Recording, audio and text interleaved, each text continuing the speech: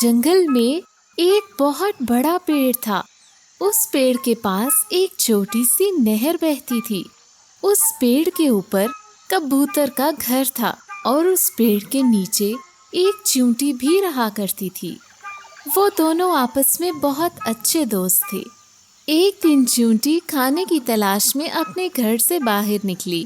وہ نہر کے پاس سے گزر رہی تھی کہ اس کا پاؤں پھسلا اور وہ نہر کے اندر جا کر گر گئی۔ چیونٹی زور زور سے مدد کے لیے کبوتر کو آوازیں دینے لگی۔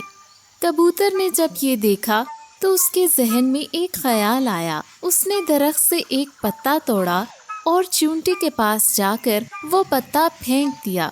چیونٹی اس پتے کے اوپر چڑھ گئی اور تیرتی ہوئی باہر نکل آئی۔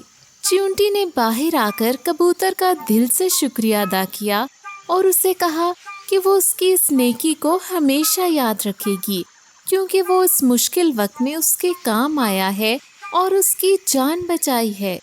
پیارے بچوں، اس کہانی سے ہمیں کیا سبق ملا؟ یہی کہ ہمیں ہمیشہ ایک دوسرے کی مدد کرنی چاہیے۔